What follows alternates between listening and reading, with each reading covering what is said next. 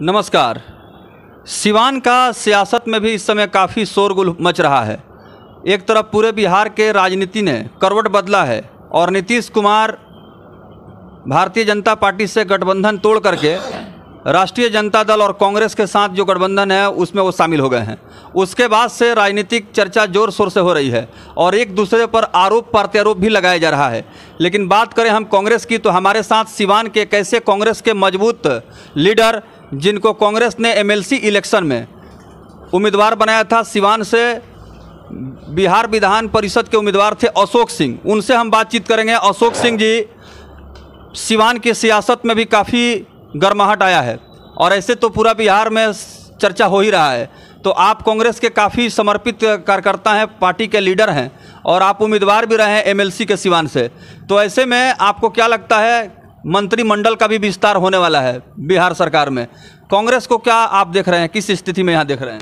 कांग्रेस मजबूत स्थिति में होगी और इसमें गठबंधन होने से पूरा देश में इसका प्रभाव पड़ा है और इससे उन लोगों का छवि, भाजपा का छवि जो है वो बहुत ख़राब हुआ है।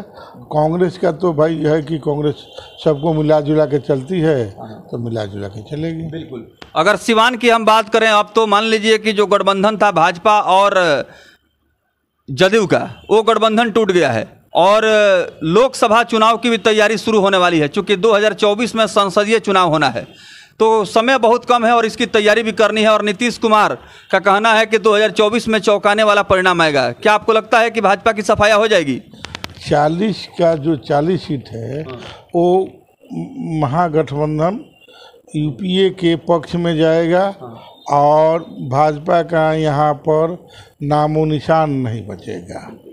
तो देखिए, अशोक सिंह ने कहा कि भारतीय जनता पार्टी के कारनामों को जनता देख चुकी है, अब किसी तरह के बहकावे में आने वाली नहीं है और इस बार जो है कहीं ना कहीं 2024 में जो देश में लोकसभा का चुनाव होना है उसके पहले भारतीय जनता पार्टी को अग्नि परीक्षा से गुजरना पड़ेगा। आप इतना मजबूती से क्यों कह रहे हैं कि भाजपा का बुरा दिन शुरू हो गया है? एक बात जान लीजिए कि भारत जो महंगाई है, बेरोजगारी है, भ्रष्टाचार है, मित्रों को दान देना हुआ, ये जो है मुद्दा, जिस मुद्दा पर आ करके झूठ बोल करके जुमला दे करके सरकार बनाए थे, अग्निवीर हो गया। बेरोजगारी तो इतना जम के समस्या है, जो 2-2 करोड़ नौकरी देने की बात कर रहे थे, आज वही लोग कह रहा है कि ये अग्निवीर के फॉर्म भरने के लिए 1 लाख वैकेंसी था और 1 करोड़ लोग भरा था कि कितना भरा था जी। अच्छा, अब सिवान का हम बात करें तो सिवान में आपको काफ़ी नज़दीक से यहाँ के जनता ने, जनप्रतिनिधियों ने देखा है, चूँकि कांग्रेस ने आपको ही एमएलसी का उम्मीदवार बनाया था और जिस तरह से एमएलसी चुनाव में आपको उम्मीदवार बनाया गया कांग्रेस की तरफ से, अब सिवान में देखा जा रहा है चूँकि कांग्रेस और राजद का जो गठबंधन है उसमें माले के साथ ये तमाम जो कम्युनिस्ट दल वगैरह भी हैं, इसमें विश्वसनीय सूत्रों से पता चल रहा है कि आप जो है संसदीय चुनाव यानी लोकसभा का चुनाव अशोक सिंह भी तैयारी कर रहे हैं। हाँ, सही बात है। अगर पार्टी हमारे को मौका देगी तो हम जरूर पार्टी के जिता करके सीट उनके झोली में डाल देंगे और पूरा प्रयास कर रहे हैं, मेहनत कर रहे हैं और अगर पार्टी टिकट दे रही है तो हम चुनाव लड़ेंगे और जीतेंगे। तो देखिए, आज पहली बार मीडिया के माध्यम से अशोक सिंह ने ऐलान कर दिया है कि अगर कांग्रेस ने मुझे सिवान से लोकसभा का उम्मीदवार बनाया तो दमखम के साथ मैं चुनाव लड़ूंगा और जो व्यक्तित्व है, मेरा जो व्यवहार है और मेरा काम करने का अंदाज है, उससे जनता निश्चित रूप से प्रभावित है। और मुझे लगता है कि जनता का जिस तरह से समर्थन मिल रहा है और जनमानस में जिस तरह की पुकार हो रही है देश में बदलाव के लिए, व्यवस्था में सुधार के लिए, ऐसे में सिवान से लोकसभा के चुनाव की जो तैयारी का ऐलान आप कर रहे हैं, कांग्रेस जो है यहाँ पर काफ़ी मजबूत रही है सिवान में। अगर हम लोग पिछले दौर में जाए हैं तो सिवान कांग्रेस ही कांग्रेस रहा है, तो ऐसे में फिर लगता है कि अब लोगों ने देख लिया है कि अब कांग्रेस को ही फिर लाया जाए। हाँ, सबको देख लिया है, परख लिया है और कांग्रेस के तरफ सबका झुकाव भी है और अब तो हम महागठबंधन में आ गए हैं, तो महागठबंधन का भी वोट और कांग्रेस का जो परंपरागत वोट था वो कांग्रेस के साथ आ रहा है और जिससे कि कांग्रेस का माने जो भी कैंडिडेट होगा वो चुनाव जीतेगा।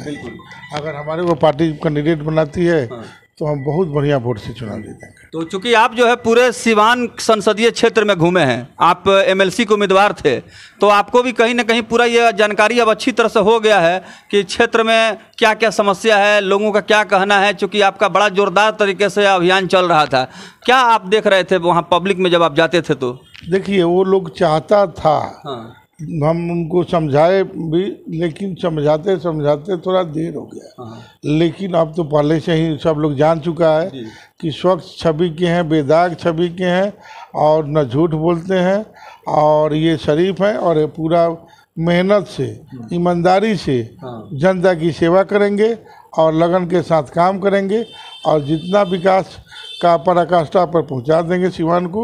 सिवान में जो भय का माहौल है वो सब समाप्त हो जाएगा।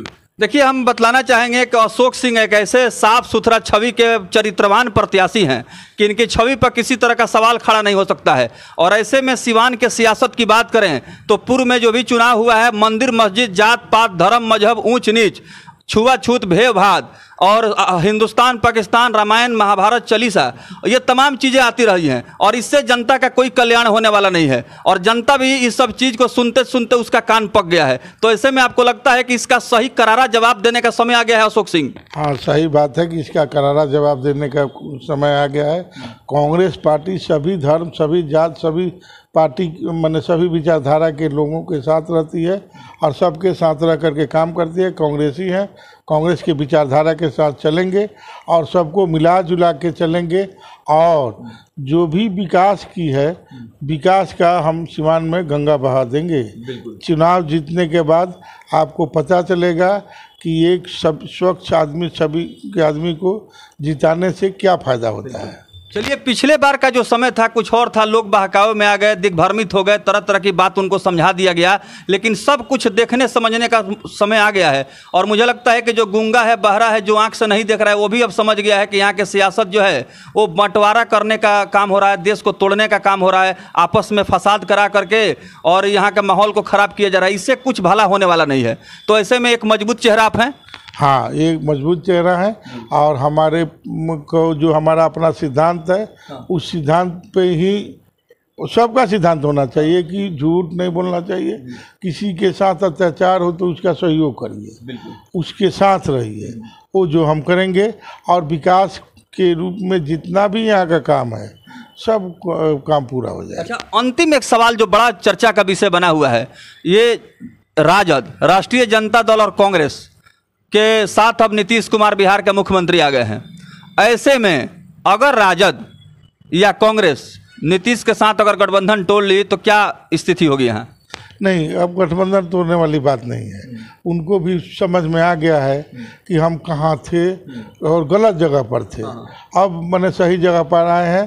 कांग्रेस का विचारधारा, नीतीश बाबू का विचारधारा, राजद का विचारधारा मेल खाता है, और हम लोग तीनों आदमी मिल करके 40 का 40 सीट बिहार से यूपीए को हम लोग देंगे। बिल्कुल। चलिए, ये थे अशोक सिंह जो निर्दलीय, ये अशोक सिंह जो एमएलसी के उम्मीदवार थे। कांग्रेस ने इनको एमएलसी का टिकट दिया था।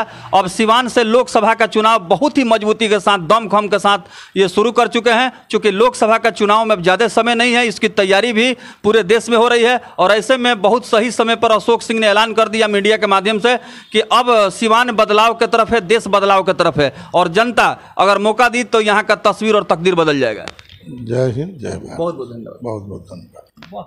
मैं अशोक कुमार सिंह, पूर्व एमएलसी प्रत्याशी कांग्रेस, आप सभी सिवान के सम्मानित जनता को 15 अगस्त स्वतंत्रता दिवस की 75वीं वर्षगांठ की हार्दिक शुभकामना एवं बधाई। जय हिंद, जय भारत।